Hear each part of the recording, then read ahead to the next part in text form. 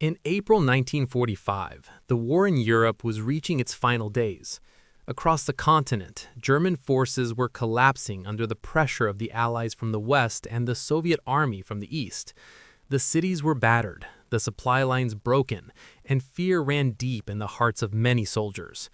For some, especially young women conscripted into auxiliary roles or labor units, the end of the war brought not only uncertainty, but also a journey into a world they had never imagined, a world of captivity under enemy hands. Among these women was a young German soldier, barely in her 20s, whose experiences would later reveal a stark contrast between what she had been taught and what she actually faced. She had grown up in Nazi Germany, surrounded by propaganda that painted the Allied forces as cruel, heartless, and vengeful. In her village, neighbors whispered warnings of what awaited anyone captured by the Americans or the British. The stories she had absorbed were simple, frightening, and consistent. Prisoners would be starved, beaten, and humiliated. Her assignment had been unremarkable at first. She worked near supply depots, sometimes cleaning, sometimes helping with communications. But as the Allied advance became unstoppable, the front lines moved closer to her hometown.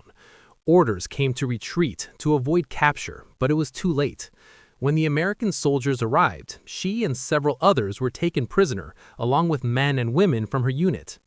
She was placed on a transport truck, along with dozens of other captives. The air was thick with smoke, dust, and the lingering tension of defeat. They had no idea where they were going, only that they were no longer in control of their own fates. The women clung to one another silently, sharing nervous glances and small reassurances, though the fear was nearly tangible.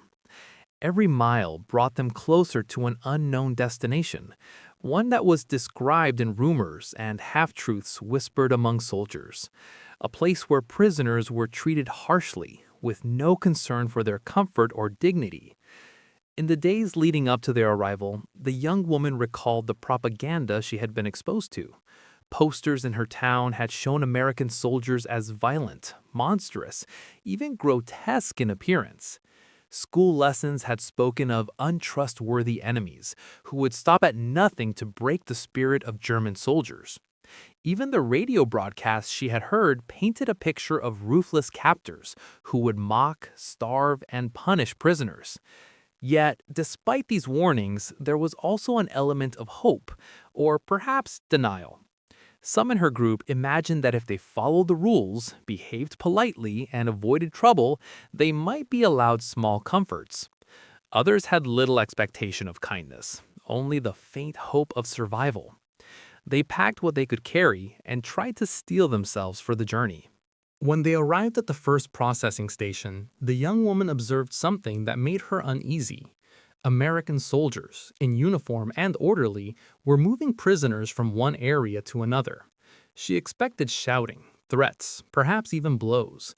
Instead, she saw clear instructions given in calm voices. Prisoners were counted, checked, and guided to waiting trucks. There was no cruelty, no sudden violence. It was orderly, efficient, and strangely matter-of-fact. She could not understand it. Everything she had believed about the Allies suggested chaos and malice. Yet here, in this first encounter, there was only order and calm. She noted the way the soldiers interacted with each other and with the prisoners. Their tone was professional, direct, and sometimes even polite. The women whispered among themselves, questioning whether this could be real, whether it was some form of trick or pretense. The journey continued. The prisoners were moved across several locations, sometimes spending nights in makeshift camps, other times in repurposed buildings. Each stop offered small but significant differences from what the young woman expected. Beds were simple but clean. Food was sparse, but enough to fill an empty stomach. Medical attention was available, even for minor ailments. It was far from luxury, but it was also far from the horror she had been led to anticipate. During this time, she began to observe the behavior of the American soldiers more closely. Some were young, barely older than herself.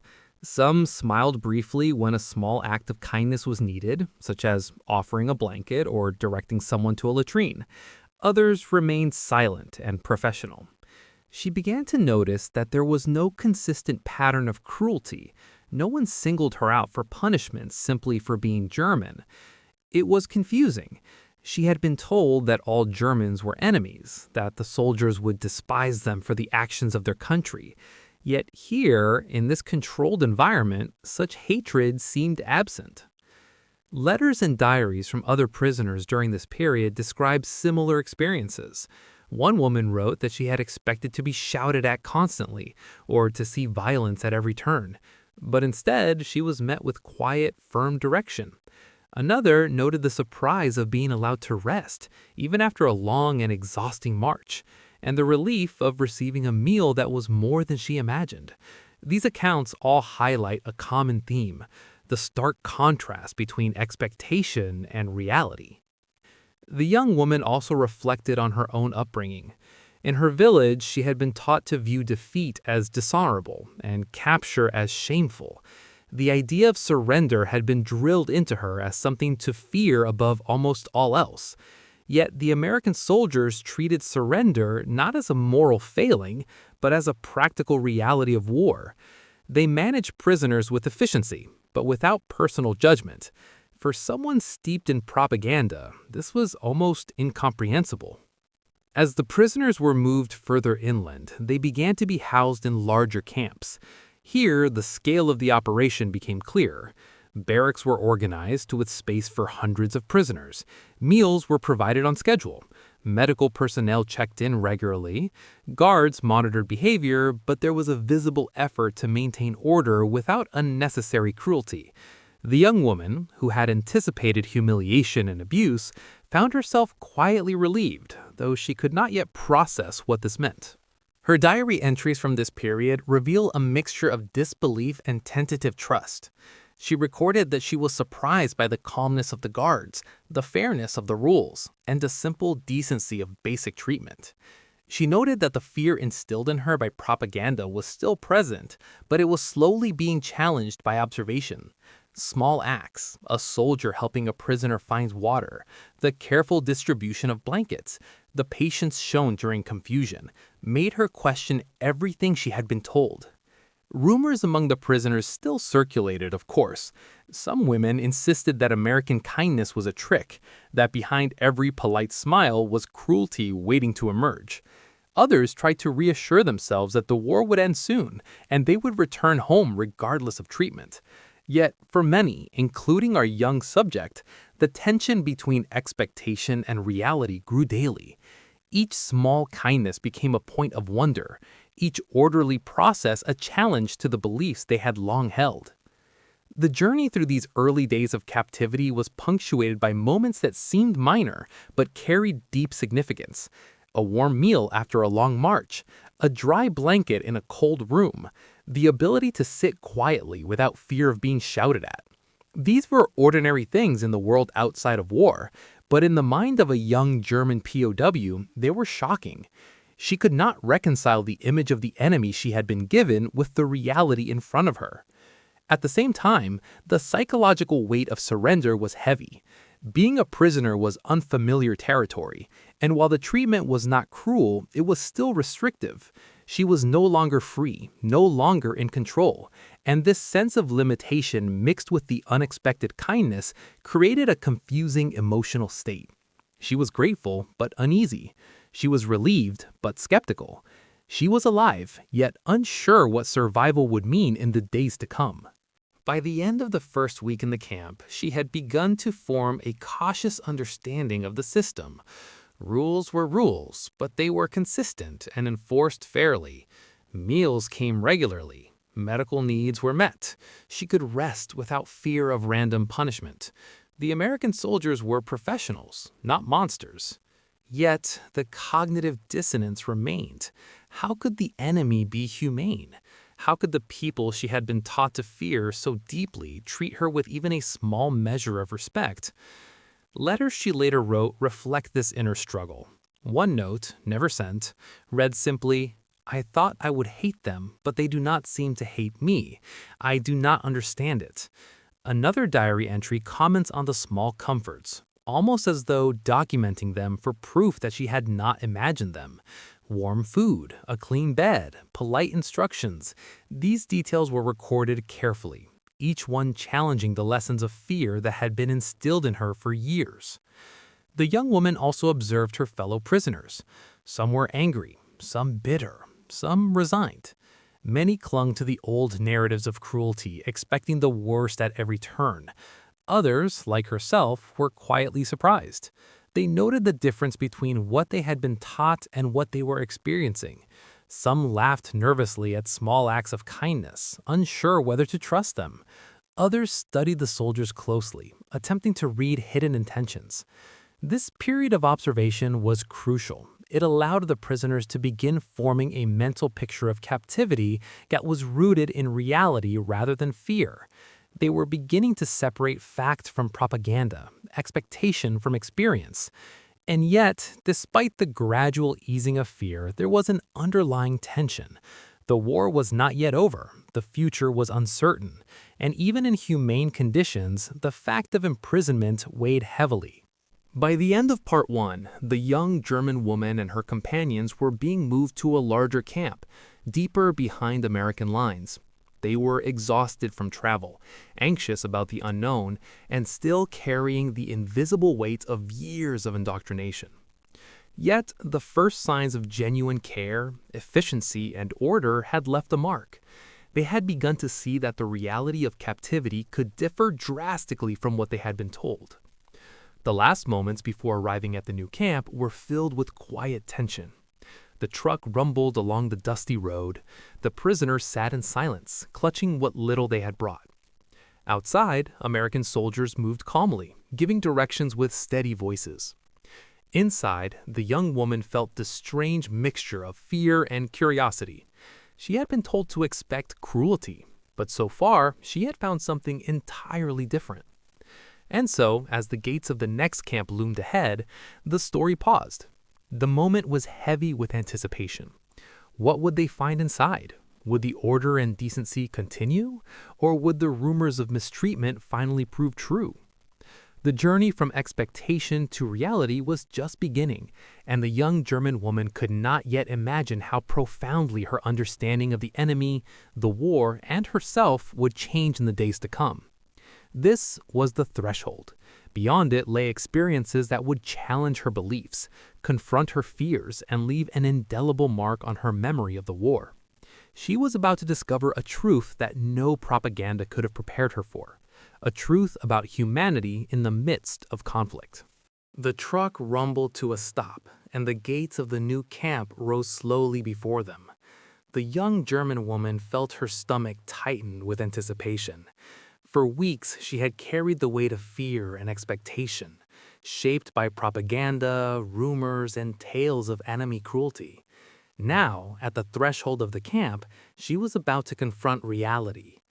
As they were guided off the truck, she noticed something that immediately unsettled her. The Americans were calm, orderly, and attentive. They did not shout, they did not push. Each prisoner was directed to a line, counted, and given instructions. There was a momentary pause as she registered the ordinary nature of the scene. It was almost mundane. She had imagined chaos, terror, and violence, but there was none of that. The first shock came simply: food. She and the other prisoners were led to a dining area. She had been prepared in her mind for starvation, scraps, or the kind of meager rations that would confirm all the warnings she had heard. Instead, she found bowls of steaming soup, bread, and even fresh fruit when it was available.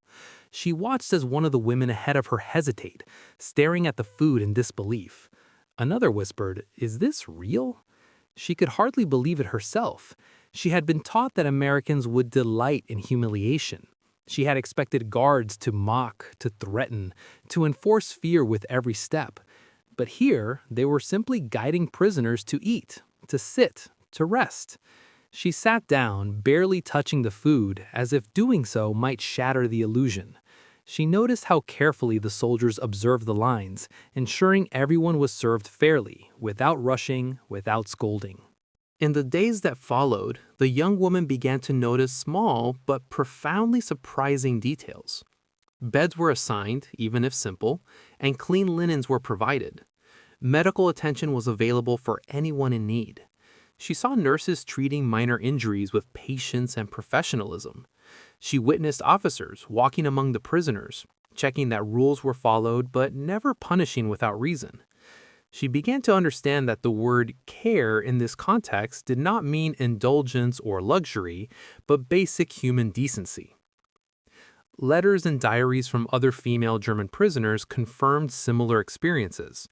One woman wrote that she could not believe the Americans treated them with such order.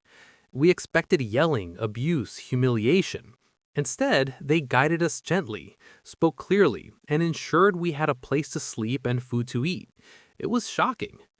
Another recorded, I watched the soldiers distribute blankets and soup. Not one word of anger, not one hint of cruelty.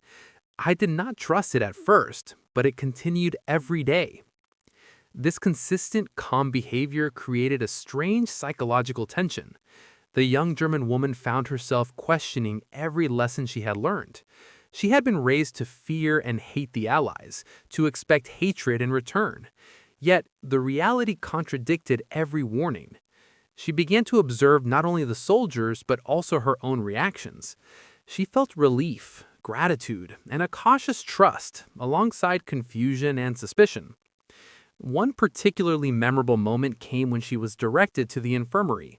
She had developed a minor infection on her hand, nothing serious, but painful.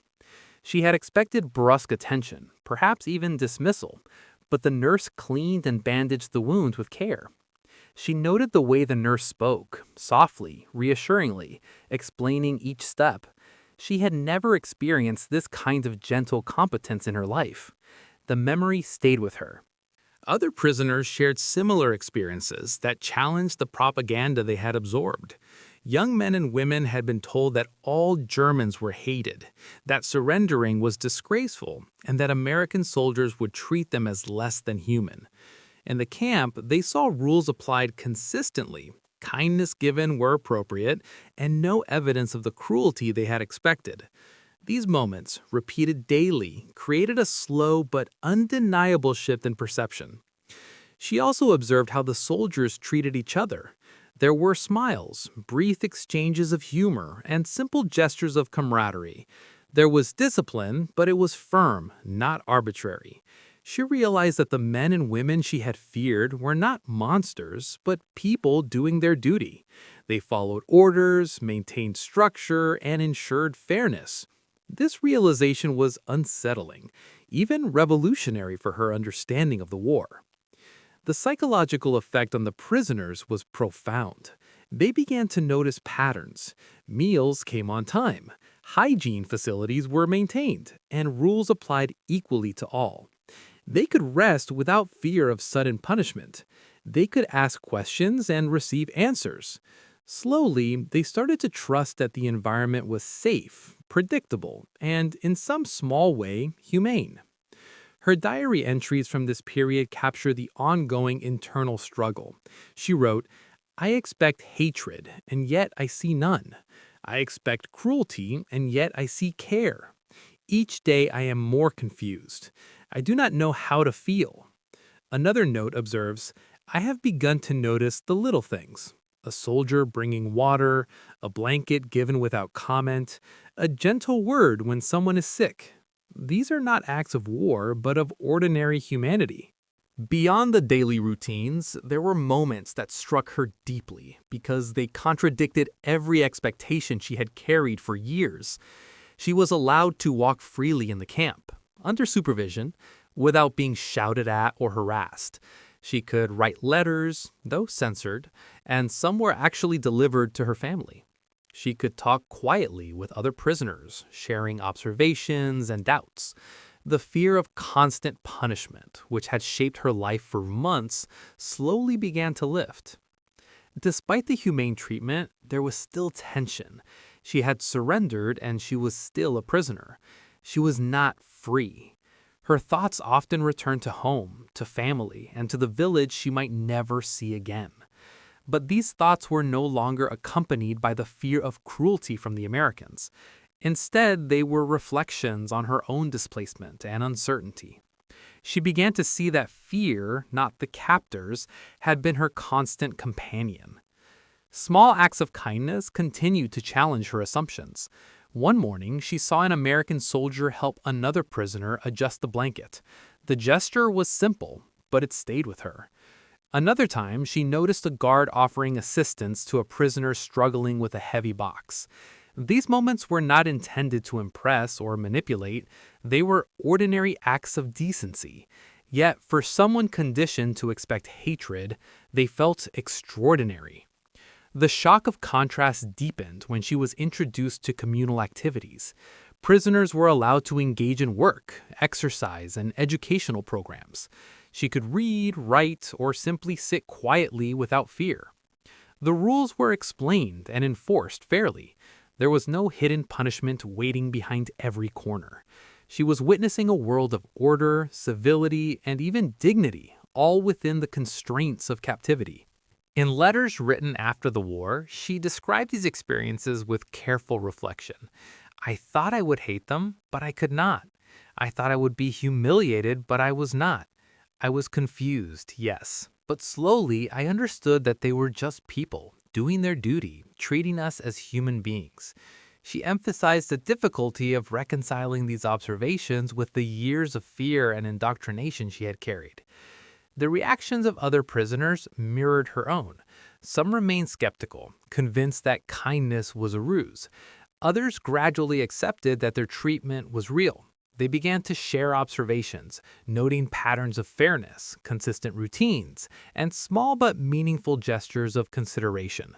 Many described a mix of relief and disbelief, often recording these experiences in diaries or letters that would survive the war. One striking realization for the young woman was that the expectations she had carried were far more terrifying than the reality. The fear of cruelty, humiliation, and hatred had dominated her imagination for weeks, shaping every thought and decision. When faced with calm, efficient, and humane treatment, she felt almost disoriented. The contrast between imagined terror and lived reality was profound. The psychological journey was subtle but transformative. She had begun to separate propaganda from observation, expectation from experience, and fear from fact. She noted that she could trust certain things. Meals would arrive, rules would be enforced, and basic human needs would be met. She could begin to plan, to rest, and to think without the constant shadow of imagined cruelty. This shift allowed her to regain a sense of agency, even within captivity. Over time, the young woman also noticed how her companions adapted. Some became more relaxed, sharing stories and small comforts with each other. They organized small routines, games, and work assignments. The camp environment, while still structured and controlled, allowed for moments of personal choice and autonomy. This was another stark contrast to the lessons of fear she had internalized before capture. The shock of humane treatment did not erase the memory of war, fear, or loss. She carried sadness for destroyed homes, displaced families, and lost comrades. Yet she also carried a growing awareness that the enemy, whom she had expected to treat her with malice, was capable of professionalism, fairness, and even kindness. This recognition did not make her forget the war. It made her reflect on the complexity of human behavior in extreme circumstances. As weeks turned into months, routines solidified. Prisoners were given opportunities for education, light labor, and correspondence. Meals became predictable. Beds were assigned. Medical care remained accessible. And through it all, the young woman watched the Americans as they maintained order, patience, and civility. Each day reaffirmed the unexpected reality she had first encountered upon arrival. She began to write more detailed observations, noting the difference between expectation and reality. She reflected on how fear had shaped her perception, how propaganda had filled her mind with imagined horrors, and how the simple, consistent treatment she received challenged everything she had believed. She documented the psychological shifts she experienced, from terror to cautious trust, from suspicion to understanding, from indoctrination to observation. The human dimension of captivity became clear to her. The guards and soldiers were not enemies in the moral sense. They were people performing a task. Their discipline, fairness, and occasional gestures of kindness were ordinary acts in the outside world, but extraordinary for someone conditioned to fear cruelty at every turn. The young woman began to recognize that the shock she felt was not due to anything the Americans had done wrong, but because they had done nothing wrong. One diary entry captures her astonishment succinctly. I expected suffering and humiliation. Instead, I found order and care. I do not understand it, but it is real. I cannot unlearn what I have seen. This reflects the deep cognitive dissonance that many prisoners experienced. The world they had imagined did not match the world they now inhabited, and yet, day by day, the reality became undeniable. She also observed moments of shared humanity among prisoners. Women helped each other adjust to routines, shared small gifts, and offered encouragement. These interactions were permitted and even facilitated by the camp structure. The young woman noted that cooperation and mutual support flourished precisely because the environment was fair, predictable, and safe.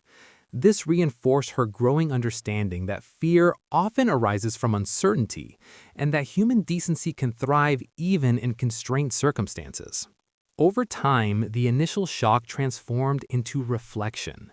She considered how propaganda and expectation had shaped her behavior, her thoughts, and her fears. She realized that much of the terror she carried had been imagined, amplified by years of indoctrination and isolation. The contrast between expectation and reality offered a profound lesson. Fear can be more paralyzing than the circumstances themselves, and human behavior is more nuanced than simple labels of friend or enemy. By the end of her stay in the camp, she had come to a calm understanding.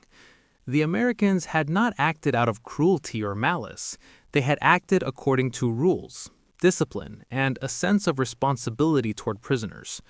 The shock she had felt upon arrival, the disbelief, the confusion, the tentative trust, had evolved into quiet acceptance.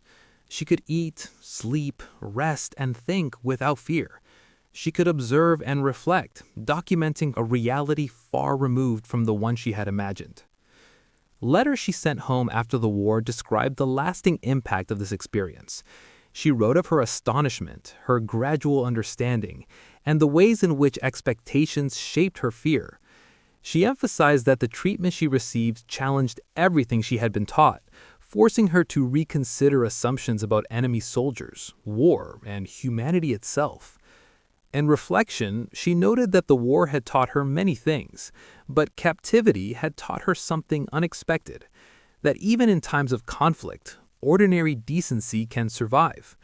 That fear, when stripped of its imagined horrors, may reveal not only the limits of expectation, but also the resilience of human perception.